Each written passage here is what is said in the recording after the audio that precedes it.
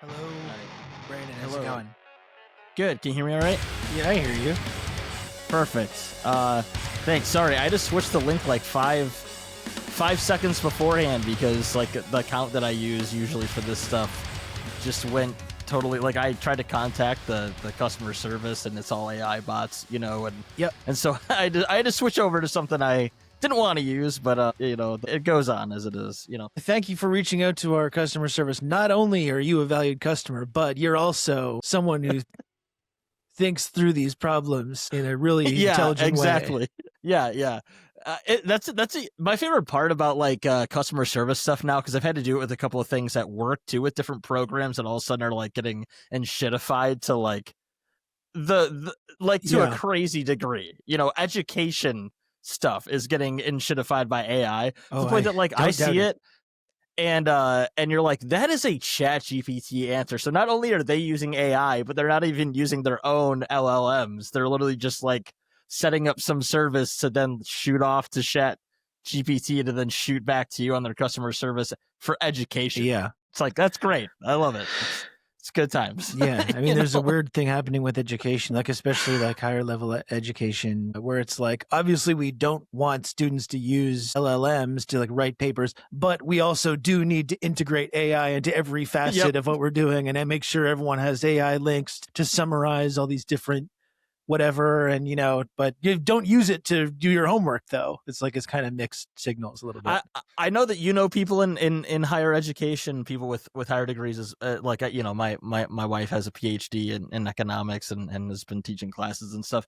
And it is funny, like both for them and also for me, just as someone that sees stuff enough, is like how much stuff you kind of flag as having that chat GPT sort of like the house style tone.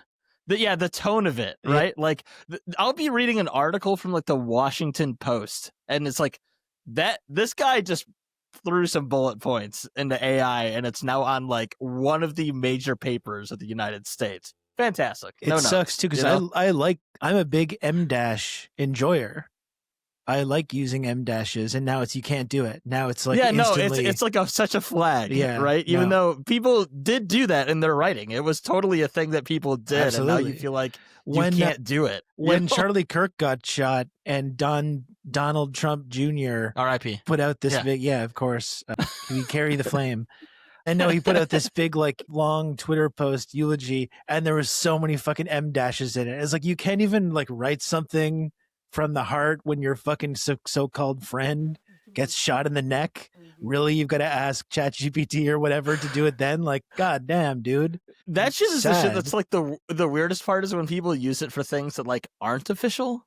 And it's like, bro, you can't even write a greeting in a card anymore without this shit. Your brain is so fried. No, it's ridiculous. Not good. You know? It's not good. Yeah.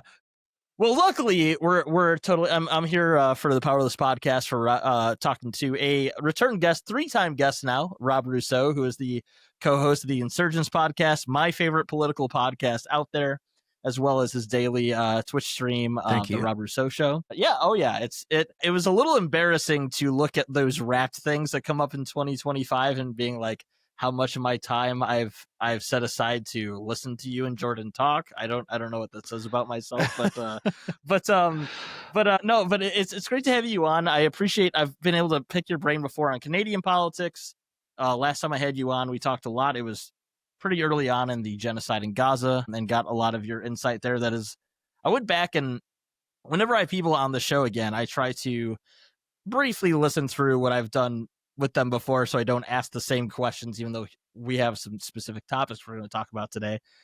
And everything we talked about is still relevant today about everything involving, you would just switch the name Biden with Trump and it would essentially be the same exact sort of construct of everything that we talked about that we realized was just like a complete failure of international law, rules-based law, and everything in between. Fortunately, I've contacted you to have an episode today where we can just talk about nothing, nothing big has happened in the news. Yeah. There's nothing major happening in international politics, in domestic politics. Everything's just like peachy keen, right? So of course. I don't even know what we're going to talk about today. Steely Dan, right? Yeah, I would be fine to do that. Yeah, actually. No, I'm glad we could do it, man. I know we've been talking for quite a long time about doing another one, and I can never seem to pull my head out of my ass long enough to do that. So I'm happy that we could finally make this work. This is amateur hour, so I appreciate you coming on. Anyway, It's my pleasure. So I had messaged you a couple of days ago to come on because I wanted to find someone that I know has talked about this stuff a lot, that I've learned from when it comes to Venezuela. And in that time, as of today, I actually want to talk to you about something different to kick things off, because we've had this crazy story come out today out of Minneapolis of, I want to make sure to get her name right, of these masked ICE agents killing Renee Nicole Good, who is a 37-year-old Minnesota resident, wife and mother. Says on her bios and social media that she was, a poet and a writer, someone that from all evidence shows was someone that was documenting ICE movements, which is something I know people personally that have done in the city here. That we all, it's like a constitutional right in the United States, supposedly, to do these sorts of things, to document law enforcement. It's not a crime at all. It's actually like a fundamental right. And we saw essentially live footage of her getting executed in the public, and then getting lied to our faces in a cartoonishly evil manner from all sides of the federal government. So before we get to the other topic of horrifically evil things going on, what was your reaction when you saw this? I know this was kind of coming out and breaking as you were doing your show today a little bit. Yeah, no, I mostly just focused on that just because it felt like something that, a lot of people have been expecting. Like, it's almost surprising that it's taken this long for something like this to happen. But it is just a really disturbing situation. And I think the thing that I find really disturbing, like, we can break down like what's in this video and like the actual facts of what transpired here. But I think the really discouraging and disturbing and demoralizing thing is the way that, like, it's just so clear that there's no consensus anymore on anything. That, like, anyone that watches this video, it seems quite clear exactly what happened. This is someone just getting executed in the broad daylight by ICE. And it just seems to be something that's totally inarguable. And then you go online and, one thing I've been telling myself when I go, especially like on Twitter lately, and I see all kinds of reactionary opinions, they're like, these people are just probably not even real human beings. But I don't doubt that many of the people are very real. I know there are plenty of people that are fully in support of this kind of stuff, and just people sharing the exact same video as if it's evidence of the fact that it was totally justified. And the way that two people can look at that video and just come away with two 100% different conclusions about the reality. And it's just, further evidence that we don't really even share any real objective reality or understanding anymore with anybody. And it's just the fact that people are going online and justifying this. Like, there's not even any effort to be like, oh, I support ICE, but this is obviously a terrible situation. We need to do an investigation and see what happened, and then we can support. None of that. It's full instantly just start branding this woman a domestic terrorist, like within minutes of murdering this woman. It gets amplified by the president, and all the social media sycophants weigh in. It's pretty grim, man. It's very disturbing. Yeah, it reminds me of how truly naive I was in 2020 of thinking like that was the encapsulation of like the misinformation and disinformation campaigns of like everything from every George Floyd related protests to vaccinations to everything in between, of people like sharing videos and whatever side you were quote unquote on, which I would call reality, and then just like fascist propaganda. People legitimately seem to just like see two different realities in that vein. This is like the clearest example I've ever seen. Like the only more like on the nose example you could have is like if an ICE agent walked up to somebody that they had on their knees and shot them in the head. And then people tried to like give two different opinions on the matter. Like it's like I was just, as you were, I wanted to pull up a right-wing account that I know was going to be saying something about this, and I'm looking at Megyn Kelly's Twitter account right now, right? Yeah. And she's sharing the same videos and the same clips that everyone else is sharing to prove that there was no there was no case of this person trying to run into ICE agents, which again, I would say shooting somebody right in the head, regardless of that, would be like way over the line and murder. But like showing it as an example that this person was acting in defense. And it's like, I just don't understand. Yeah. I mean, I do understand, but I don't understand how people get to this point, right? Like where people can truly propagandize this sort of disinformation to like completely fabricate reality, and that a lot of people buy into it. You know, it maybe I'm naive, but it's just it's I'm surprised that I'm still surprised at these things, I guess. Yeah, you know? I mean, well, because I guess you want to see, the good in people, or imagine that people are capable of like coming to a conclusion, like regardless of whether it fits into their specific kind of reactionary bubble that they live in. I mean, I think what seems clear from this video is that this woman panicked when she's being approached by masked armed men who are reaching for and trying to pull her out of the car. And that's what these people are pointing to as being like instant automatic justification for summary execution on the street, not immediately following the directions that are being screamed at you by these guys. Like I watched, there's a sort of longer clip that shows some of the lead up to it that I thought was really provided an important perspective, because it shows that she's not actually even blocking the street with her vehicle. There's cars passing. Right. She reaches out of the vehicle and is like waving people past. She goes to turn around to leave. These like Gestapo guys pull up. They all start screaming at her to get out of the car. One of them reaches for the door handle. Clearly, this woman is terrified, as anyone should be in that situation, clearly because her life was in danger. And she tries to pull away. And this guy's just like almost steps right in front of the vehicle. And now, I stepped in front of the vehicle as it's moving, even though she's trying to get away. Now my life is in danger. Now murder has just become legal. And there's been other incidents like that of American cops shooting people with that kind of a justification. You're approaching someone in a car. They panic. You happen to like get in the way of the car. And now, my life is in danger. And just like anytime you have this feeling that something bad might happen to you, now you have automatic justification for lethal using. Let alone like the contradiction, which again, pointing out like hypocrisy with these people is like, I don't know why I do it anymore, but no, it doesn't. They believe in nothing. It doesn't right matter. But like the countless videos we've seen of them like hitting ICE agents, like hitting protesters with their cars and laughing about it. Like I was able to pull up like 6 in a matter of a minute. Like just earlier, when I was looking at some of these things, and it's like the idea, even if someone went to go drive and you had to jump out of the way, that constitutes shooting them directly in the face, killing them instantly, is preposterous, because you do it yourselves, right? And like and act like someone inhibiting your like ability to move your vehicle is a crime, right? And worthy of this sort of like violence. I just like, I don't know.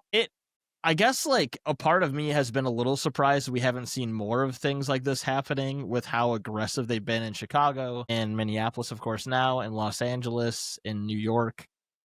And reading about the conditions that people are being kept in these facilities where they're bringing people. Like it's, yeah. People are justified to fear for their safety if they're being approached by these people, it seems like. I wanted to show, because I wasn't sure if you saw. Did you see Tim Walz's response to this? So you just I was gonna share it, but like obviously I can just clip it in for that episode. But I thought Mike Preisner had an interesting opinion on his sort of statement, where Tim Walz was talking about warning to order to prepare to the National Guard.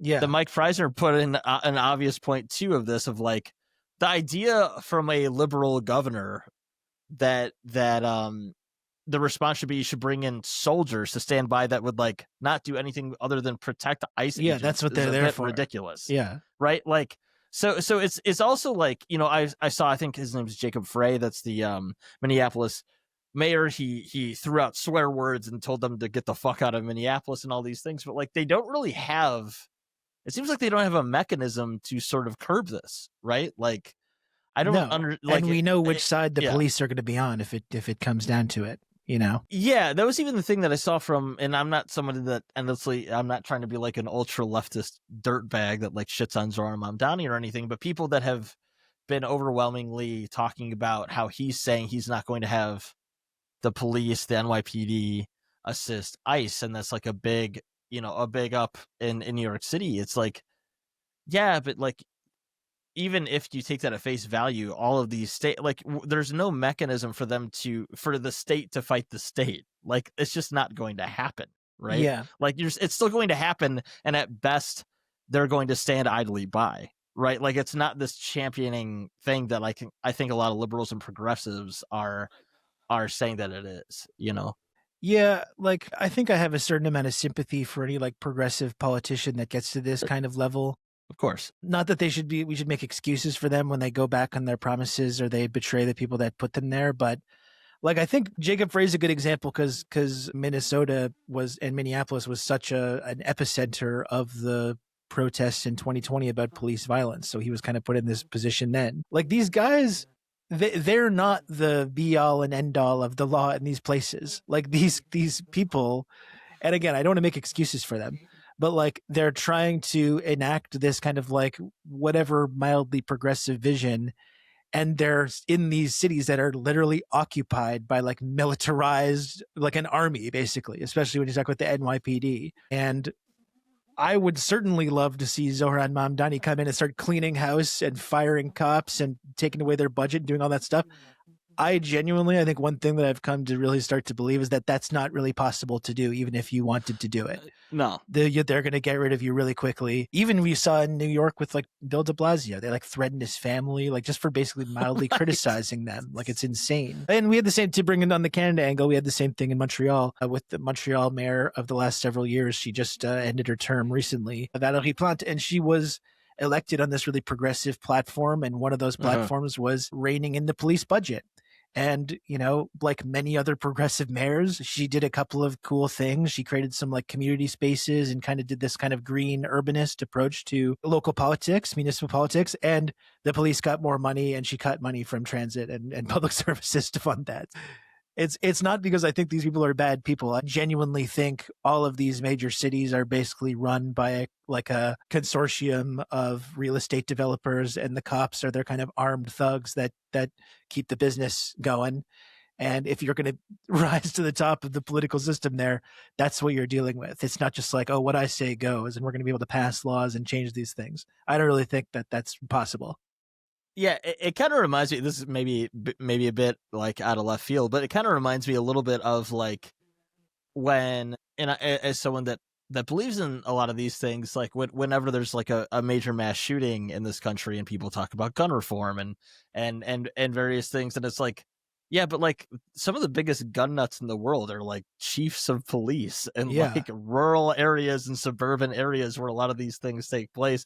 Like, you think that those are going to be the people that are going to go around and go grab some weapon from someone that has like a domestic violence charge? It's like, no, they're not going to do that, because they ultimately serve an ideological principle, and they also serve capital, right? So like, those two things, like it's can make you black-pilled pretty quick, pretty instantly when you try to think about any of these policies. But like, it is something to keep in mind, especially I think that's why like people need to hold two thoughts in their head at the same time, like in the Zoran instance, or someone, even like, I'm not a big fan of Tim Walz necessarily, Jacob Frey, but like, that we're in a time now where the federal government in the United States is just completely, for all the conservative like fear mongering about big government, it is like the most massive overtaking surveillance state, police state that like we could have imagined over the past couple of years, and how it's developed, like due to funding that happened under the Biden administration as well. And it's like, what do you expect to happen within the framework of American politics? Like, nothing. Like, there's like, again, not to be an asshole about this, but like, it just feels like there's nothing. Like, there's nothing on that front. Now that there's not hope, there's hope in like actual, grassroots organization and pressure and things of that vein. But like, to try to expect that out of these people, I think, is to not understand the framework of American government, Yeah, and like to what you were saying, like this relates to what we're going to talk about with Venezuela as well. This idea that there's this acceleration happening right now, which is true. Like, Trump is bad, Trump bad. I agree with this. But this idea that any of this stuff is just coming out of nowhere, whether you're talking about foreign policy or domestic policy. A lot of the stuff that's going on right now that Trump is really drastically escalating, this whole idea of like domestic terrorism and ICE and DHS and this stuff, this all goes back to 9/11 and all the major like new infrastructure that was put into place at that time, that a lot of people at that time were warning this is not just going to be used against the scary terrorists that blew up some buildings, but it's going to be used on you and your neighbor and your family. And that is actually what's happening. And I guess that's one thing. Like, I know you know this. I'm sure your listeners know this. What we saw today in Minneapolis, or excuse me, in Minnesota, was obviously disgusting. It's fascism, it's Nazism. But, you know, as we know, it's not like the idea of, and this goes back to 2020 and the protests as well, this kind of state violence, it's not like it's this new phenomenon that's happening under Trump. American cops have been executing people with total impunity for basically all of America's existence. And I think what we're seeing right now is people have become so accustomed to like that kind of state violence being visited on certain people, mostly like racialized groups. It happens along like class lines as well. And people that we just kind of like accept are able to be victims of this kind of violence and never have any recourse. What we're seeing, and this is like an element of fascism too as well, it's like the imperial boomerang, but the way that like the scope of who can be a victim of this kind of state violence is starting to expand really drastically. So, you know, now and that's why we're starting to take even more notice of it. Because now it's not just happening to these groups that we expect to be victims of it. Now it's happening to middle-aged white women in Minnesota who are just parked in the street. Because now anyone that's remotely opposed to this Nazi immigration agenda is being branded a domestic terrorist, and is now able to just be, you know, executed and have all your rights taken away or whatever else. So that's what I kind of wanted to get at, is that we're seeing the scope of this, of who's able to be targeted by this kind of violence is starting to really expand. Yeah. And one thing I will say that I think is like a little bit of a positive, and I know you're in Canada, you might, I don't know if you've seen these same things in like the general zeitgeist of like your local area, but I've seen people that were relatively apolitical or maybe like ostensibly liberal, but, you know, show up to vote every 4 years and don't give a fuck other than that, like really, really shocked by this. And like, I've seen a lot of kind of noise on social media, and also just like people messaging me personally as well about this, that like, it does seem to be having like a pretty instantly radicalizing effect, that people say, you know, there was already a murder similar to this in Los Angeles. We you know, obviously there's been a lot of crime and violent crime and torture and sexual assault and things of that nature in the detention centers or concentration camps that ICE has. But I think something about this might be another, in Minnesota, again, a sort of galvanizing aspect that could get people more involved. But it's just it's hard not to be instantly, again, like doomering and cynical about like the power that people have to begin with, regardless of their eyes being opened with a situation like this. It's so clearly visible to everybody that this was the state monopolizing their violence, like on public display, you know? Yeah, it's hard to even know how to talk about it, because it ends up just sounding, like doomerism, like encouraging people not to do anything. And I try not to be that protest, way, you know? Yeah, no, but like this is the reality. A lot of people in the U.S., a lot of these protests like happened outside of the U.S. as well, but obviously the U.S. is one of the epicenters of this kind of like police violence and the prison system and the abuses that go on daily there. A lot of people during those protests put their lives on the line. They put their safety and security on the line. They were out there every night. As we know, as much as this has been framed as like riots, so the George Floyd riots, I heard them repeatedly saying on CNN, I guess that's the basic like editorial line with that right now. A lot of the time, those were escalated into riots by police violence, by police, right. Militarized police rolling into these protests and starting to tear gas people, starting to beat the shit out of people, and then escalating into this like fraught, violent situation. A lot of people got hurt. People got arrested. People are still in jail for like actions that they took part in during those protests. People died. A number of people died. And people really, it was months and months. Like we remember how sustained this was and how many people in the US in these communities were struggling against this, and nothing fucking happened. Like, it was the largest mass mobilization in modern American history, and nothing happened. And this, like, that's something that I've never really been able to stop thinking about. Nothing. It's not that nothing happened. It's that the Democrats won an election. They put on some kente cloth and knelt for a photo op, and that was supposed to be the big, no, look, we won. It's over. You can go home now. We beat racism. Yeah, exactly. And I think that's part of the way that like this stuff ends up perpetuating also, is that it gets like individualized. And maybe if there is some consequences for this ICE Gestapo fuck who just murdered this woman, that's going to be the same thing. There's going to be no talk of like systemic violence, or no talk of like actually like doing anything about the vast, huge number of other violent crimes that these people are responsible for. It's just like, oh, this one guy is going to get in trouble. So that shows the system works. And it was the same thing with the George Floyd protests. Yes, police got more money in their budgets. Joe Biden ended up running on, I want to fund the police, not instead of like, and like the whole defund the police thing became this albatross that all these liberals that used this momentum to campaign on immediately like ran away from and tried to deny at every opportunity. And police budgets went up, and police in America killed more people. Like they're killing more people now than they were prior to those protests. So it puts, I think, anyone that pays attention to this stuff with remotely progressive values in, I think, a weird position, because of course you want to see people struggle against this, and you want to see people radicalized, but at the same time, it's just like, if people are just going to put their health and safety and lives and security on the line to engage in this kind of struggle, and it results in like the very same people just being even further entrenched at the top, it's hard to like encourage people to take part in that. And I don't know what the solution is, but especially it seems even more dangerous now with the government basically throwing around this designation of domestic terrorism to anyone that's even speaking out against this, and with the possibility that they could start like really applying that and to people that participate in these kinds of protests. They're already talking about like going after elected officials. Like this is like, they're throwing gasoline on this. This is like Tim Walz and Jacob Fry and Ilhan Omar and everyone that's been saying mean things about our poor little babies in ICE. You know, they're already trying to expand the scope of domestic terrorism to include them as well. So it's a really scary situation. And as much as I want to see people struggle against it, I also, you know, it's hard to want to encourage that when things could very easily start to get even worse as a result. Yeah, and it's immensely frustrating when you understand that these people are like just the biggest, you know, just the biggest bitches of the planet. You know what I mean? Like it's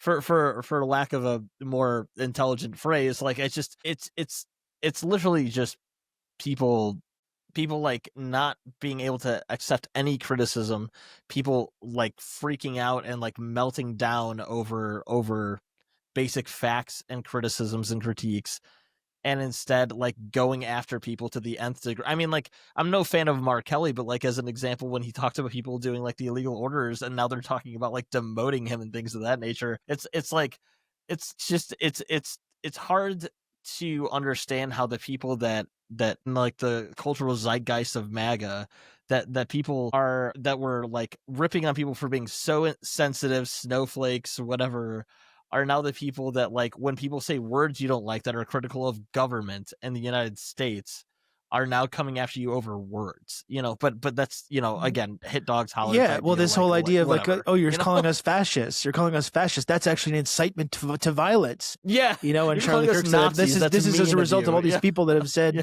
fascist and Nazi to me just because of my openly fascist beliefs. Yeah, no, but it's like then like, but what else do you call that? I don't know. It's like, what else do you call it when a militarized agent of the state executes an unarmed woman in the middle of the street while they're like terrorizing these communities and ripping people away to throw them in concentration camps at these deplorable facilities? Like, what other word should we use to describe that? Like, that's what we're seeing in America. And I think to an extent, America has always been fascist. But as this kind of like decline continues and everyone's material conditions continue to get worse and worse, and all these things, it's like this boiling cauldron that just keeps getting hotter and hotter, or a pressure cooker, whatever analogy you want to use. It just seems like the these kind of tangible, noticeable incidents are just going to increase, and it's going to become even more obvious like the more time goes on. Yeah, and to segue to what I had initially messaged you just a few days ago to talk about before this all came about is the imperialism outward as opposed to inward with Venezuela. I'll be honest, like I think a lot of us thought this was going to happen to some degree. Like I didn't envision kidnapping Maduro necessarily, obviously, but I definitely was like, there were numerous times prior where they were saying there was going to be an announcement, and I figured it was going to be that they were doing some sort of escalation or military intervention or whatever in Venezuela. Waking up really early on Saturday to see all of this happen, like I was again, it's another situation where you're surprised in a sense. But what was your initial reaction to this, and what did you kind of think of this, like out of the gate when it was announced that they had bombed Venezuela in civilian areas and kidnapped Maduro and his wife? Yeah, I, like you, was not really expecting that this was going to be the form that this was going to take. Like we've been talking for weeks now that they were obviously planning something. It's not exactly been a secret. They've been executing all these random boat people in the Caribbean with no evidence whatsoever that they're guilty of any kind of crime or drug trafficking or anything like that. And there's been a lot of talk about this for a long time. Obviously, regime change in Venezuela was pursued during the Bush administration, during the Obama administration, during the first Trump administration, during the Biden administration. So clearly it's been a long-standing target of the United States government. So no, I was not expecting it to take this exact form. I thought it was interesting, if you've studied stuff about the GWAT, the Global War on Terror, sending in like special forces, these Delta Force guys to engage in this operation. These people, like, if they're not dealing drugs and acting as de facto drug cartels domestically, these very people in Delta Force have acted as hired muscle for the most notorious drug traffickers in the world, especially in like Kandahar and places in Afghanistan, where the drug trade was a central part of like why the invasion of Afghanistan happened in the first place. Like we know there's a long-standing history with the United States, both in special forces and in the intelligence community, getting deeply involved in the global narcotics trade. So sending in the Delta Force to do this was kind of interesting, considering this idea of narco-terrorism was so prevalent in manufacturing the justification for it. But no, I wasn't expecting it. I guess it was not surprising that they eventually tried something. And yeah, I guess just my thought was that this is kind of why I am the way I am when I talk about these kinds of things. Like there's been this tendency on the left, like for as long as I've been paying attention to this stuff, whenever we talk about nations that kind of like stand outside this Western system and are targeted by Western governments, some of them are socialist states and some of them are not even socialist, but like anyone that kind of dares to defy these Western interests, they become a target like this, whether it's Venezuela or Cuba or DPRK or for Nicaragua or, numerous other examples. And there's always been this tendency to be like, well, we shouldn't support these like brutal regimes. Like we shouldn't, of course, these people are bad. And like, let's accept the framework that these people are all bad, brutal, authoritarian dictators, but also then have this kind of critique of imperialism or critique of like these Western powers and the way they operate. This is just why I've never really wanted to participate in that. I don't think it's like useful or helpful or at all to try and like contribute to these narratives, which are then used to justify regime change and sanctions and invasions and all this kind of stuff. Like what do you think about any of these people, even people that are bad people? Like Saddam was put in place as an agent of US empire to kill Iranians and to destroy working class movements in Iraq. He was not a good guy. That doesn't mean that like the invasion of Iraq was good either. I never really want to participate in building these kinds of narratives, and like that's exactly why, because I think it just contributes to this framework, which is then used by these powerful and dangerous people to carry out these kinds of operations. And ultimately, I just don't think it's really like a coherent response, as you're seeing with a lot of American liberals right now, when they're like, yes, they agree. Like even Bernie Sanders is saying this. Yes, this guy was a brutal authoritarian dictator, but removing him is not good. I think for the average person, that's a confusing message. That's like a really kind of like incoherent message when you're like admitting that this person was a brutal, autocratic, authoritarian dictator, but doing anything about that is bad and wrong. I think for a lot of people that's confusing. Well, especially like Bernie, or I think some people have had better. I know that you have a similar opinion of him as I do, but I was a little annoyed that like the best sort of like political candidate right now that had the best sort of name in the United States was Graham Plattner on this, which I was not happy to admit to, but like it was unequivocally the best statement I had heard from someone with a public platform that's running for Congress or anything like that. But that aside, like, yeah, the idea that you can say to Americans, this guy is indeed bad and terrible, and we shouldn't have taken him out of leadership, is like, it's not something that sells with the American people. I wish it did, in the sense of like understanding geopolitics and understanding, sovereignty and things of that. But that's not Americans. Like that is not historically who we are. And we've clearly seen, like, one thing that was depressing to me about all of this was seeing the amount of people I've known in my own life, or people kind of from like rural areas that I know in the Midwest, that were like hook, line, and sinker, going like, regardless of what you think about this, look at this video of this person that's a Venezuelan expat in the United States that's crying and joyful that their family that's in Venezuela is finally seeing freedom. And it's like, my God, we have learned nothing in 20 years. Like literally nothing. That was like my takeaway from it, is like, all this stuff is terrible. All of it's awful. None of this should have happened. But the reaction to it from the United States is like, man, we are so much dumber than even I thought possible. Well, that's always the way that works, right? When we're like, want to listen to X ethnic group about this, you shouldn't be talking about this. You should listen to them talk. But it's like the people that say that kind of thing. It's like, well, which Venezuelans are we talking about right now? Are we talking about the Venezuelans that are in Miami and Spain and have emigrated to all these other Latin American countries? We want to hear from them. Do we want to hear from any Venezuelans that actually want this government to continue, that are quite happy with the way things are, that don't want America overthrowing their government or their country or sanctioning them? Do we want to hear from those Venezuelans at all? Well, no, we don't. We want to hear from a specific group of Venezuelans that will back up and give us ammunition to carry out these kinds of things. And anyone else that disagrees with that, fuck you. We don't want to hear about it. But then there's of course the other side of that, where people are like, well, I don't agree with this kind of thing, but we should, support these kinds of bad guys being removed. And then there's the more reactionary element of that, which I find kind of funny, frankly. These guys, the guys going like, America, fuck yeah. This is what happens when you fuck around in the Western Hemisphere. We run this thing. We run the whole, and it's just like, buddy, you're not on the team. You're not, you will never own a home in your entire life. You don't have health care. Everything is getting more expensive. Everything is getting worse. Fucking RFK is giving like mandatory measles to your children. You're not part of the special group of elite people that benefit from any of this stuff.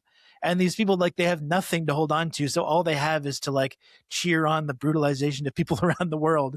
It's just, these are the most delusional people. Like, you are not on the team, buddy. Like, you should not be celebrating this. But again, this is all people have to hold on to, I guess.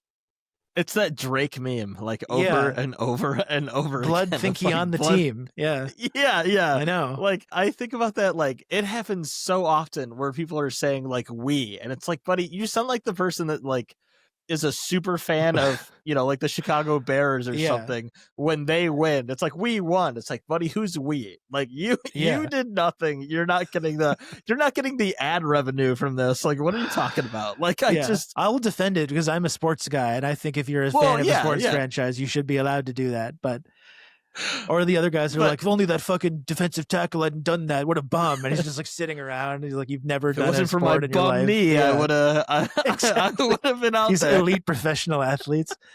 No, I can't help but laugh about that. And like I think that's one of the reasons I get really discouraged, and like where I really feel like cynical about the future here in the West, because of the amount of like, especially anti-socialist, anti-communist propaganda that people have just been inundated with their whole lives.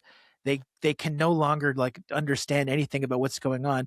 These right-wing guys that see socialism everywhere in like the country that's the most anti-communist, hyper-capitalist nation in the fucking world, and they want to blame all their problems on socialism. Like, people are just completely brainwashed. It's really insane.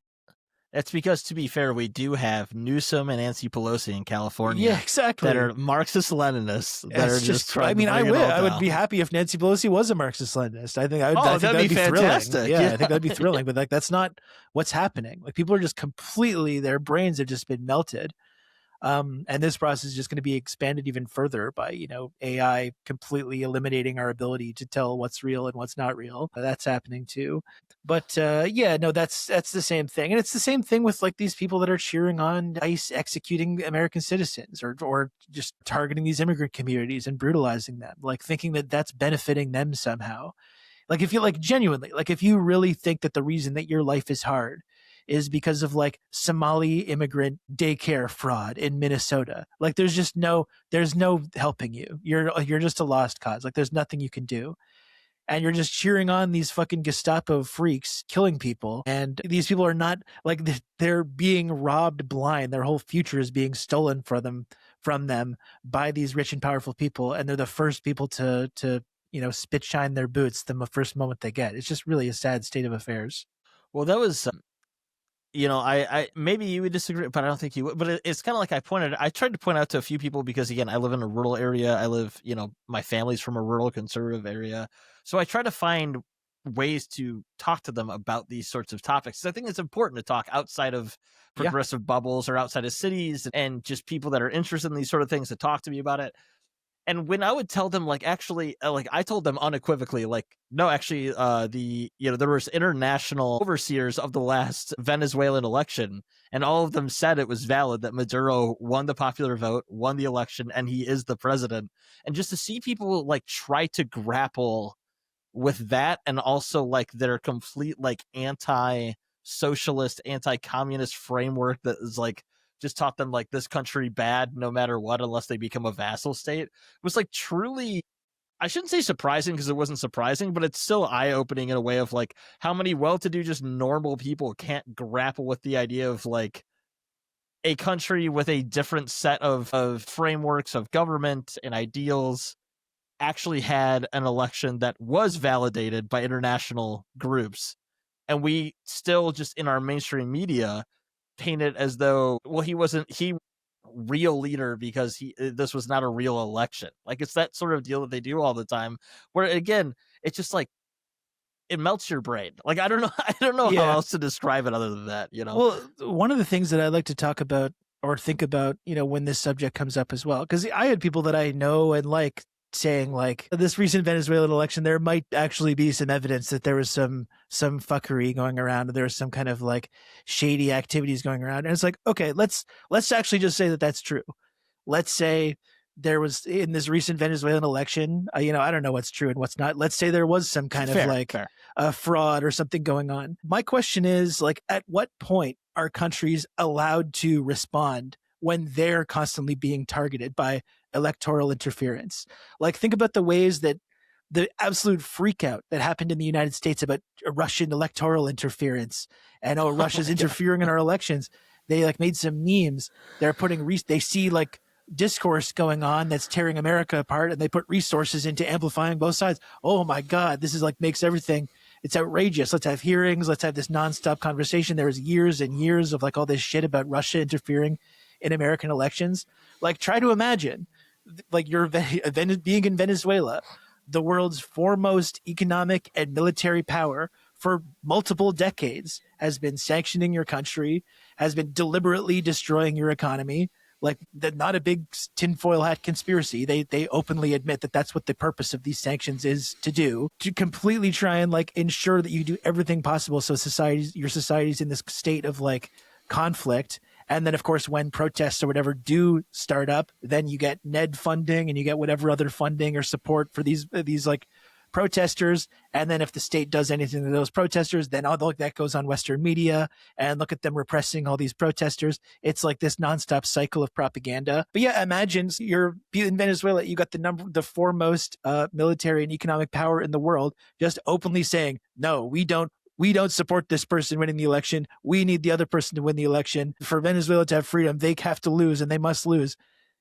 this is already an electoral process that is broken. It does not have democracy. It does not have, you have the United States putting their thumb on the scale, using every method that they possibly have, every dirty trick that they possibly have to ensure that there's a specific result that is works with their interests and their economic interests. And we're supposed to, like, if you're in the Venezuelan government, you just can't, you have to say like, well, we just throw up our hands and just whatever happens, happens. Like, you're not allowed to do anything to try and even the scales or like push back against this massive, highly funded effort to interfere in your democracy. Like, this is always the really confusing thing about me. Like, we can talk about, we have these conversations about authoritarianism, or Maduro's an authoritarian dictator. Again, like, I don't know what's true and what's not. Look what happened on the streets of America today. Like, if you want to see authoritarian, like it's happening right now in the streets of the United States of America.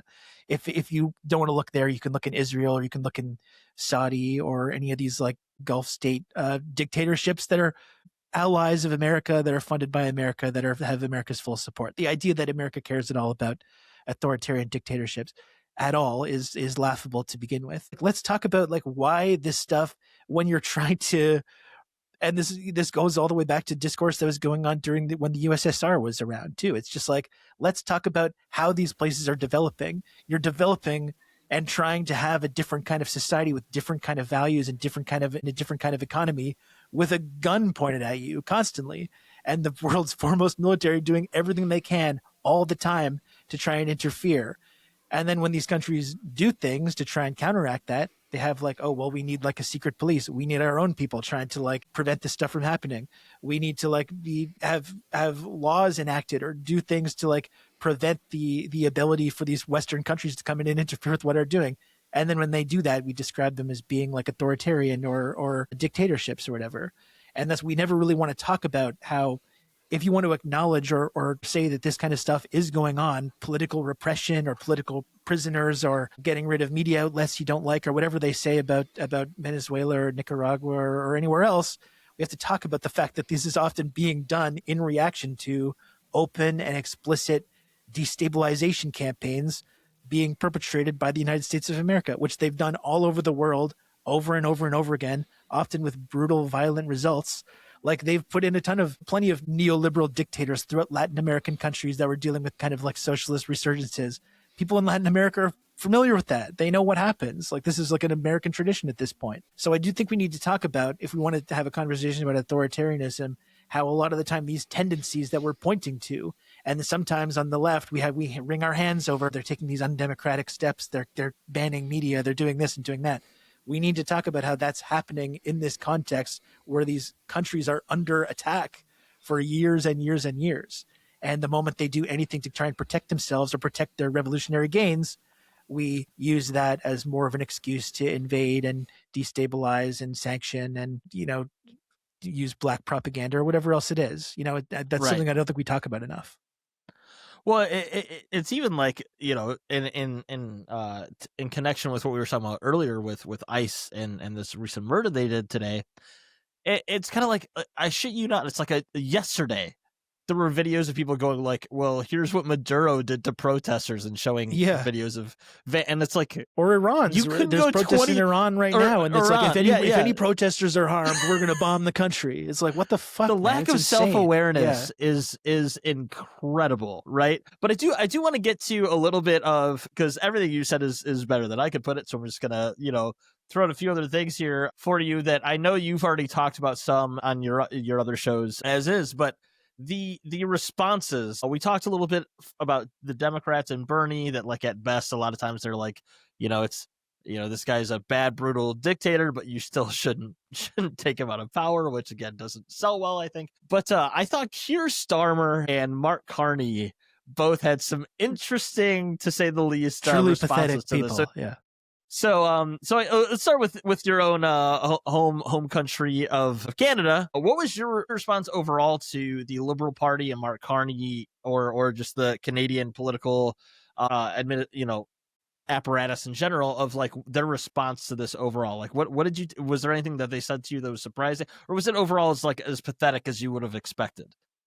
Well, I mean, it is pathetic. I would like to think that maybe even though Canada has been a big part of this like organized Western gangster apparatus that have been threatening Venezuela for some time now, I would like to think maybe we might be able to muster like a small amount of criticism to Donald Trump for sending in the special forces to bomb Caracas and abduct the leader of Venezuela, but we did not do that. This isn't, again, and it's an example of how this is not just a Trump thing. Even if we can point to ways that Trump escalates these things, Canada was part of regime change efforts in Venezuela. Canada was part of the Lima group of all these different countries that were coming together to try and put together some kind of political solution to airdrop a neoliberal lapdog into the Venezuelan leadership with Juan Guaido. Canada was deeply tied up in all that stuff.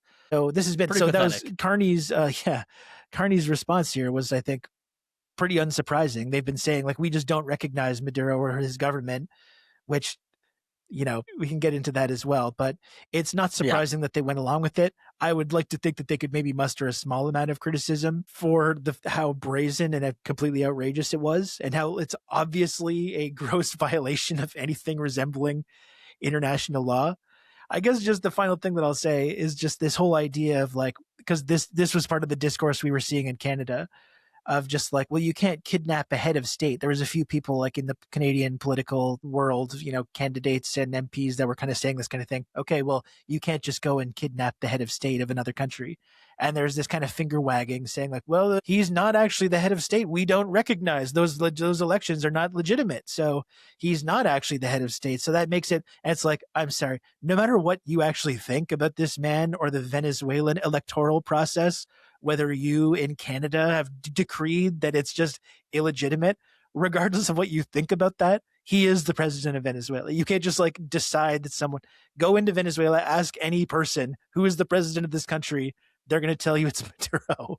It's not, you can't just be like, oh, we've decided that this is not legitimate, so therefore it's actually okay to go and just like snatch this guy with the Delta Force death squad drug trafficking gang and bring him to America to stand all these absurd charges. Like he is the head of state, whether you like that or not. Well, it kind of like, I don't know if I'm kind of going a little off base here by going over to the UK, but there was a segment I watched of Jeremy Corbyn, who is always somebody that does pretty fantastic on foreign policy, was on a show. I don't remember which news show it was in the UK, but he was on a show with this woman that they stated was the Venezuelan ambassador to the UK. But what it was her name is Vanessa Newman, who is the Guaido appointed Venezuelan ambassador to the UK. And she's on air, and they're talking to her even right now when Guaido isn't even the guy they're trying to sell as the pseudo puppet dictator. You know, and they still introduce her as the ambassador of Venezuela to the UK, or former ambassador of Venezuela to the UK. It's like she was never the ambassador. It was a fake thing that never existed, that wasn't ever even on Venezuelan soil. But like the context of Western media is like, here's a former Venezuelan ambassador to the UK, combating Jeremy Corbyn's narrative. And it's like, you guys aren't even, you're talking to people that are just like, I am an ambassador now because I say so. And like, because all these Western countries have just decided that the government of my country doesn't count, I guess. No, I know. It's amazing. No, I saw that kind of stuff, but yeah, it's not surprising that like people like Mark Carney and Keir Starmer, like they're just absolutely pathetic.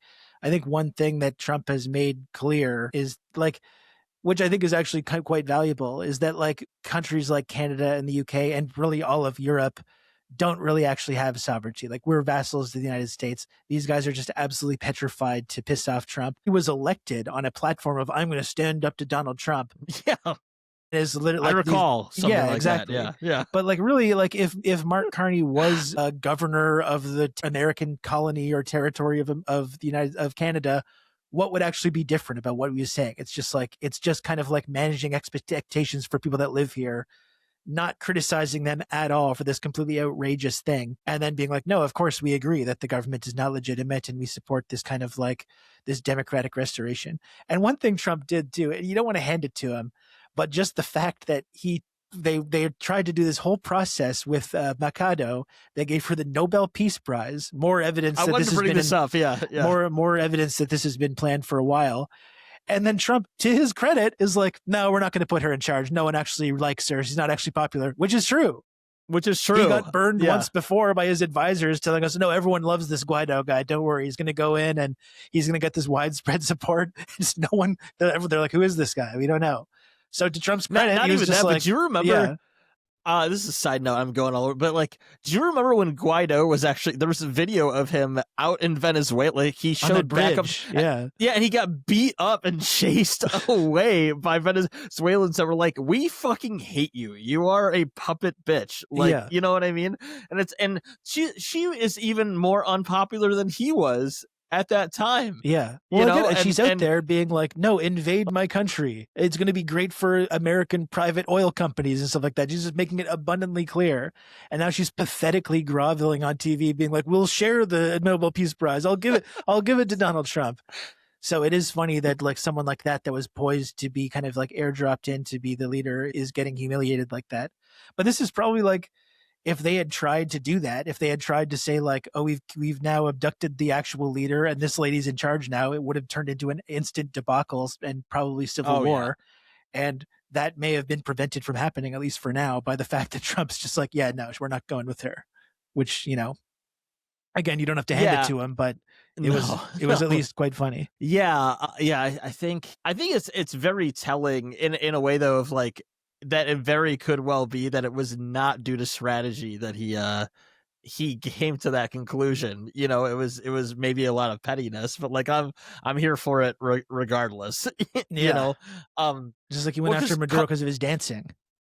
A little bit of that though, like to Carney's statement, right? Was that didn't Carney indicate that it would very much be Mikado that would be it seemed like that was probably the plan person. And then Trump was just like, no, fuck it, we're not doing that. And then he's left holding the bag looking like an asshole, trying to still be like, oh, I've talked to her, but like what do you like, you might as well, you don't even need to. She's not going to be in that position and no one likes her. And no, I think I'd be lying if I said I didn't enjoy that a little bit. Yeah, no, of course. You know, in spite of everything. If everything's getting bad, you can at least see these kind of people squirm a little bit.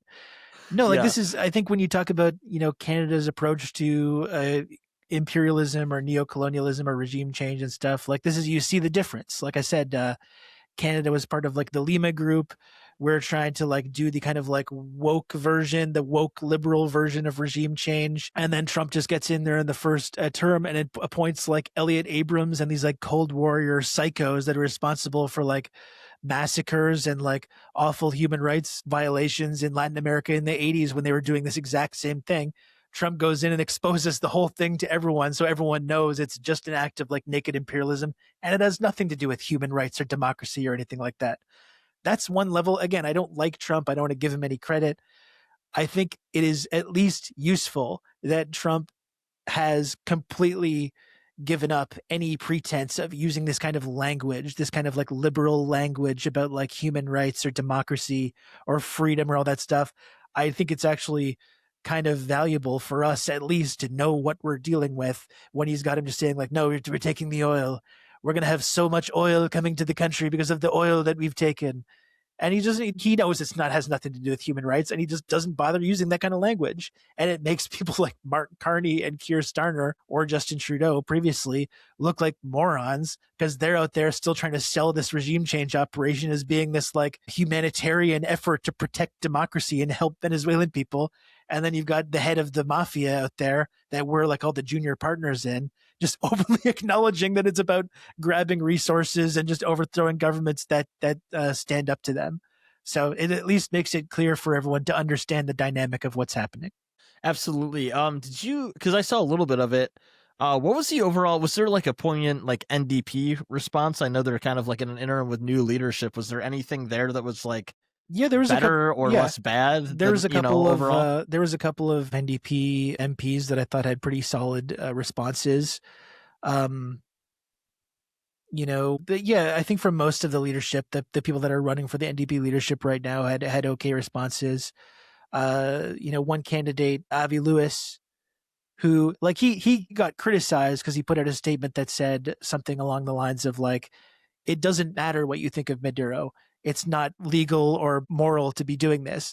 And people were saying, kind of trying to criticize him, but I thought that was kind of an all right, if you're going to like be in this kind of like liberal social democratic circle. He didn't say, Right. this is a bad authoritarian dictator. He just said, it does not matter whether you think that, or no matter what you think of it, it's wrong. Right. Like that's this. missing the point. Yeah, right. Yeah. I kind of thought that was yeah. a good way of going about talking about it. But I don't know. I just don't have a ton of confidence that Canadians overall are going to get on board with this kind of like, with any kind of like anti-imperialist foreign policy. Not that we shouldn't continue pushing for it, but again, whether you're talking about Canada or the US or the UK, we're a nation that's filled with a lot of deeply brainwashed and confused people. So, I don't have a lot of confidence that people are going to be able, the average person, no matter how obvious Trump makes it, is going to be able to put two and two together about this or any other kind of foreign policy situation. Well, whenever we talk, it's always a lot of flowers and a lot of optimism when when we discuss these things. But no, I mean, I think it's valid. Like, I think that's reality and how I view things a lot as well. I guess like I don't want to keep you too much longer. I appreciate your time on breaking all this stuff down and kind of giving real responses to a lot of these things. I guess like the last couple of things I would just want to ask is when it comes to we've seen Maduro came up to trial, which is weird to say, in New York City, said not guilty, said I am the president of Venezuela. I am, I'm a prisoner of war, basically. And in that same day, the U.S. Justice Department admitted that it fabricated that Cartel de los Soles thing and everything in By between. the way, that's not a real thing. Yeah. No, it's not. Yeah. Not obviously from the get-go, we knew this, but like it was interesting that they quietly sort of had to admit that they had no evidence for this and it's nothing. Where do you see all of this going? I mean, I know you and I are both not big prediction people. That's not really what I like to do. I just like to think everything sucks, and I'm gonna try my best. And as the world deteriorates, but both when it comes to Maduro and his wife, when it comes to these, I don't know what they're doing with her. By the way, it looks like there was some abuse that was going on from some photos I saw. But when it comes to the trial with him, and when it comes to Rodriguez in Venezuela. Like, sort of, what's your take on like what's going forward here? Do you think this is going to be a show trial? Do you think there's going to be any semblance of real trial here for things that don't seem like you can even try a foreign president for?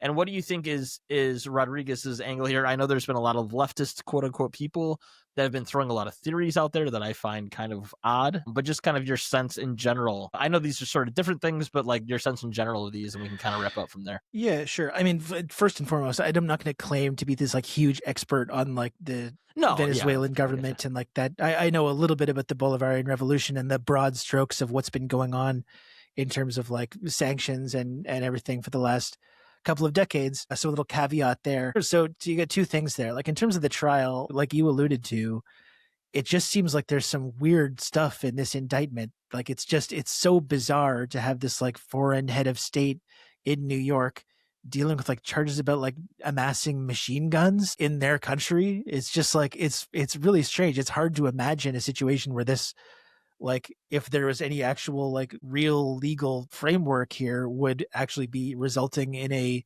conviction. But I don't know if he would be in that position if that was in doubt at all. It probably is just going to be some kind of show trial. I don't know what that would even mean if through some way. And I think it's like a 92-year-old Israeli judge is the one that's the judge in this case. That. So the writing kind of seems to be on the wall there, but I guess, I don't even know what that would mean. The idea that he would that he would be declared innocent and just sent back to Venezuela seems really far-fetched. So I don't really know. But yeah, like you were pointing out, I think people were circling around this idea that Rodriguez in Venezuela, who's the interim president now, has become like an asset or has been bought. There does seem to be some evidence that there was like people within Maduro's inner circle that were either CIA informants. There's definitely some operative or something. Yeah, but maybe some of these military guys have flipped. That's a very common thing that's happened throughout U.S. history in countries that are targeted by this kind of aggression in Chile and in Indonesia and all kinds of stuff. Like they get the military guys on board. So, there might be some truth to that. Well, I do think it's important that like the party is still in power right now. And I don't know, you just like, I think one thing that's important also is that Maduro over the last couple of weeks and months had repeatedly made offers that like, yeah, we can talk about our resources. We can talk about bringing in American developers, or we can talk about making some kind of a deal. So it's possible that, Trump has just engaged with this abduction and they're now just going to kind of make a deal with the ruling party that was kind of already being offered previously, which would probably be the best case scenario for people in Venezuela. Because if they really did try to overthrow the government, it's going to devolve into civil war. Like a lot of these like Chavismo communities, they're heavily armed and they've been waiting for a moment like this to come for a really long time. So it would really quickly devolve into a really bad humanitarian disaster. So that remains to be seen. I saw something that was about like they're making demands that like you must kick all Russian and Chinese and Iranian influence out of the country, which just seems like it's going to be a total non-starter. So there's no way. Yeah, right? I don't know if we can really predict too much. I would like to have hope that the Venezuelan people will continue to like protect whatever revolutionary gains they have in these like remarkably difficult conditions. It seems like America has just kind of decided, as they're kind of losing their hegemonic influence around the world, that they need to shore up the Western Hemisphere because they can't take on China directly. They tried to destabilize and overthrow Russia through the kind of proxy war in Ukraine, and that hasn't really gone very well either. So it's like in gearing up for the upcoming resource wars, we're just going to take over all these different nations in the Western Hemisphere, whether in like, they've talked about Venezuela, now they're talking about Colombia, they're talking about Cuba. There's a couple of other targets that I think these same people have. So Greenland. Yeah, right? yeah, of course. The people of Greenland are crying out for freedom. So that's it. It's really hard to predict. Like I said, I would like to hope that the people of Venezuela can maintain some of the revolutionary gains that they've struggled for over the years. Like there has been, even despite all the sanctions and the various ways that America's tried to destroy the Venezuelan economy, that has been really effective, I think. But there has been a lot of like social programs and important like initiatives that have been put in place using these like nationalized resources over the years. I would like to hope that like people in Venezuela are going to be able to hold on to that. But I think it's something that's hard to make a prediction over, because it could very easily escalate again into more bombings or more of a kinetic regime change operation really quickly. So it's just, we're just going to have to wait to see how it plays out, I guess. Well, I think this is usually the part that I come up with some sort of like optimistic angle, but I got nothing. I appreciate you breaking all this down for me. I hope that it is the least bad of all things. And seems like the government, if anything, under Rodriguez right now, which is being very vehement despite people's theories of standing in solidarity with Maduro, wanting to do the best they can, like you said, with some of these appeasements that Maduro had already suggested, which is the other weird thing I don't understand about all of this, is like, if they're at the end going to get what they were going to get with Maduro, everything else is theater. With the deaths of 80 plus people. But we'll continue to keep an eye on it, and this is something I'm definitely going to try to cover going forward, because it feels like it could be the next Iraq to me. Like I don't want to say that, because in the sense of like, I think it's a little more tricky and a little less like boots on the ground, so to speak. If that's what it turns into, it's going to devolve into a really awful humanitarian disaster right away.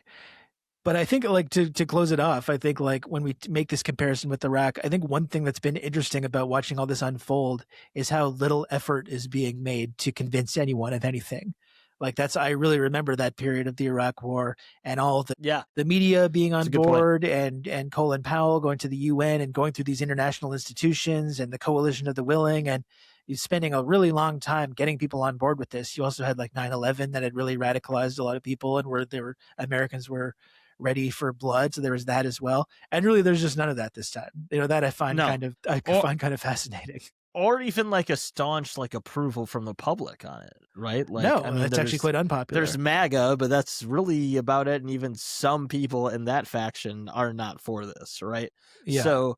So that is like the little silver lining you can walk away with from. But I don't know, Rob. You got music stuff going on right now anymore? Or are you doing anything fun? Like, is there anything we can end off on this? I'll say one thing. If you want me to end something on an optimistic note, sometimes when we talk about foreign policy and stuff like that, I get irritated by certain attitudes that people that are kind of like self-identified anarchists about like talking about certain foreign policy things. But I will say, like, I have a ton of respect for people that are going out into their communities and getting involved in mutual aid, and that are involved, are like, it sees how dangerous it is to go monitor these ICE situations and go protect people in their community. I have such a huge amount of respect for anyone that's engaging in that kind of activity, and no matter what their how they would describe themselves politically. And like, if people, I think, want to have any kind of optimism, is that no matter how dangerous or bad things get in America or Canada or elsewhere, there are going to be people still going out there and trying to protect their neighbors, protect their communities, try to feed people, the unhoused, indigenous people, anyone that's a victim of this kind of violence. And I think that's something to feel optimistic about, and I have a ton of respect for people that do that. In terms of, like, I haven't really worked on any music lately. Gotta get going, man. Yeah. Well, I love music, as always. It's just, I go kind of in phases where I get really into songwriting and making stuff, and I've not really been doing that. I've been writing a lot. Like, I'm really into writing and screenwriting, especially, and trying to create projects like that. So I've really just, all the creative energy that I have, I've been pouring into that really over the last year and a half, and I just haven't had a lot of room up here for music stuff. Is there, I mean, I know people that are writing, any screenwriting famously don't like to talk about anything until it's finalized, but is there kind of like, what kind of stuff have you been kind of cooking up? All kinds of stuff. I worked on a pilot with a buddy of mine who's like an actual legitimate screenwriter, and we're kind of in the process of trying to develop that and engaging people's interests on that. Just as a preface all of this, I'm not really expecting anything to ever turn out from it. I don't want to go and make big, bold promises about things that are going to happen, which probably will not happen. Feature Emmy Award winner. Yeah, I try to be clear about that. So no, I'm not getting anyone confused about that. It's just something that I enjoy doing. I guess, like, whether it's music or writing or whatever, I think regardless of your prospects of turning it into some big thing that millions of people see or experience, I think it's valuable to do anyway. It's been just really enjoyable for me to work on some of these projects. The one that I was just talking about is it's like a sci-fi kind of satire. I've worked on a number of different things. There's more action comedy, some stuff that's a bit more serious. I've been trying to challenge myself a little bit over the last couple of months by writing some, like, actually feature-length film scripts. I wrote one this summer, and I'm just trying to put the finishing touches on another feature-length script right now. So I'm just kind of trying to, again, I find it enjoyable to do as just kind of like a hobby. It's a fun thing to work on, like storytelling and creative writing. It's kind of creating this little puzzle for yourself that you have to solve and get through to the end. So yeah, it probably will not ever amount to anything, but it's just something that I enjoy doing, and it's been a lot more valuable, I think, for me to spend time thinking about it and focusing on that rather than endlessly scrolling social media and being like, we're fucked, we're just doomed. So that's been valuable. No, I hear you on that. I have no idea what I'm doing, but I've been doing a little bit of that myself, aside from music too, like kind of working on, like you said, might end up being nothing, but just like looking up frameworks on how you write screenplays and coming up with some fun ideas that, like, even if it's only to yourself, it's just it's kind of like art in general. It's like the like you're talking about, just the idea of doing it as opposed to sitting there and hating everything you see is in and of itself a positive attribute to your own life, right? Yeah, it's really valuable, and I always try to do what I can to encourage people to follow these like urges that they have when it comes to creating stuff. Like, that's all I've ever really been interested in, like, since I was younger, is just like creating things, whether it's music or writing or even like the podcasting and streaming stuff. Like, I love talking about the news and politics and breaking this stuff down, but I've always been driven by this need to kind of like create things and entertain people in whatever format. And I think just pursuing that, regardless of any like goal or whatever, is just something really valuable that everyone should do if you have the urge to. Absolutely. On that, yeah. So we got a positive note out of it at the end there. Yeah. Rob, go ahead and plug where people can find you, find the things you're doing, and we'll kind of end it off there.